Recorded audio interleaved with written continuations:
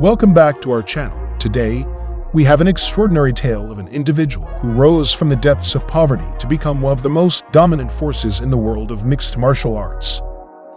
Join us as we delve into the life story of the legendary Francis Ngannou.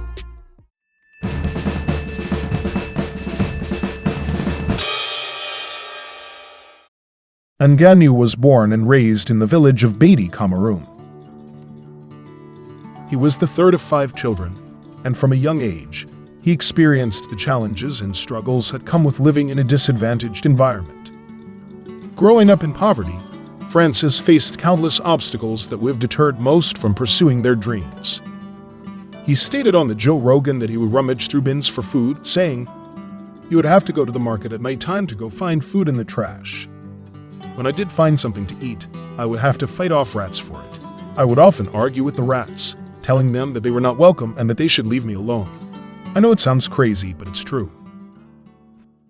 Back then, his father had a reputation for getting into street fights, which often led to ridicule and mockery directed at young Francis.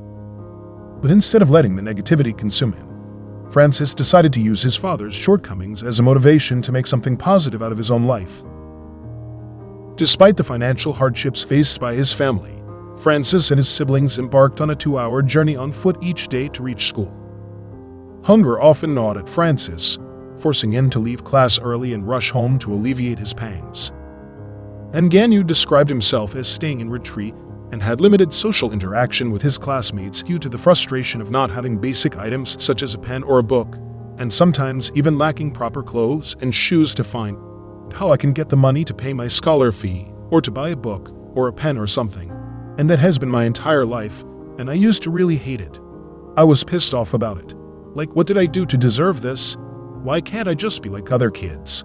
Like normal family. Go for vacation, come back with brand new stuff. To contribute to the family's meager income, Francis began working at a sand quarry at the tender age of 10, toiling alongside adults in an effort to make ends meet. I was 10 years old when I started mining in the village. Even though the work was meant for adults, I didn't have any option. All we did is to take what we were offered. Perhaps all the hard work has contributed to his extravagant strength over the years. At 22, he made the bold decision to pursue boxing, even though his family initially had reservations. Unfortunately, illness struck, halting his training for a year. Undeterred, Francis turned to odd jobs to survive, until at the age of 26, he embarked on a life-changing journey to Paris, France, with dreams of becoming a professional boxer. His quest began in his homeland, Cameroon, where he set out on an arduous journey spanning thousands of kilometers, enduring the scorching heat of deserts and the unforgiving terrain of mountains. With unwavering determination, Francis embarked on a perilous sea voyage, braving tumultuous waves and unpredictable weather conditions. After enduring weeks of uncertainty and discomfort, he finally reached the shores of Europe, believing he had overcome the most significant hurdles.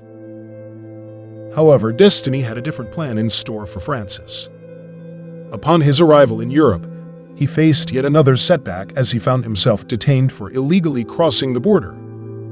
For 2 long and grueling months, he languished in a Spanish jail, facing the anguish of imprisonment in a foreign land. Eventually, when his release came, Francis was left stranded in a foreign land, with no money to his name, no acquaintances to turn to, and no place he could truly call home. Despite the immense challenges he had conquered to make it to Europe, Francis now found himself in Paris, a city unknown to him, grappling with a profound sense of uncertainty and loneliness. It was during this challenging period that fate intervened once again. Francis met Didier Carmont, who introduced him to Fernand Lopez and the MMA Factory. At first, Francis asked Lopez if he could leave his gloves and bag at the gym overnight. But after he discovered that Ngannou had nowhere to go, he allowed him to sleep in the gym. Lopez saw the potential of Ngannou and convinced him to try MMA, even though Ngannou originally wanted to do boxing. With nothing but a dream in his heart and the support of his newfound mentors, Francis began his MMA journey. It was perfect. For the first time in my life, I felt like I could see a future. In 2015, Francis Ngannou made his debut in the UFC, and it didn't take long for the world to witness his extraordinary power. With his thunderous knockouts, Ngannou quickly became one of the most feared heavyweights in the history of the sport. Wow. Vicious uppercut. Serious. Winning 10 of his last 12 fights, all but one ending by knockout or TKO. His journey to the top was marked by a string of dominant victories, including his bouts against Curtis Blades, Cain Velasquez, and Junior Dos Santos. With each win, Ngannou's confidence grew, and his presence inside the Octagon became increasingly menacing. Finally, on March 27, 2021, at UFC 260, Francis Ngannou stood on the precipice of greatness.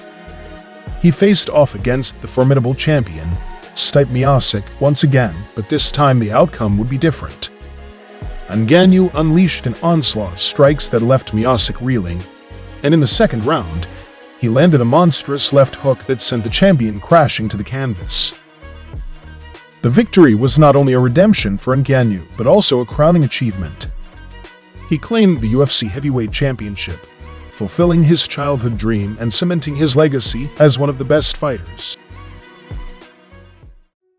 And that's exactly what Francis Ngannou did. From his humble beginnings in the streets of Batie to becoming a world-renowned heavyweight fighter, he defied all odds, proving that the human spirit knows no bounds. Through his incredible determination, Francis not only transformed his own life, but also became an inspiration to countless others, showing them that no matter the circumstances, dreams can be realized. Despite his success inside the Octagon, Ngannou never forgot his humble beginnings. He established the Francis Ngannou Foundation, aiming to provide educational and athletic opportunities to underprivileged children in Cameroon. Reflecting on his arduous journey, Francis once said, "When I started, I had nothing, but when you start collecting things. I want this, I want that. The purpose is not collecting things though. The purpose is to do something great. Finish the dream you started."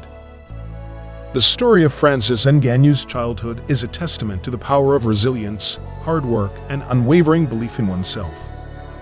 It serves as a reminder that from the most challenging beginnings can emerge the greatest triumphs, and that dreams, no matter how impossible they may seem, are within reach for those who dare to pursue them. That's all for today's video. We hope you found Ngannou's incredible journey inspiring. Let us know in the comments below who else you'd like us to cover. Don't forget to like, share, and subscribe to our channel for more amazing stories. Until next time.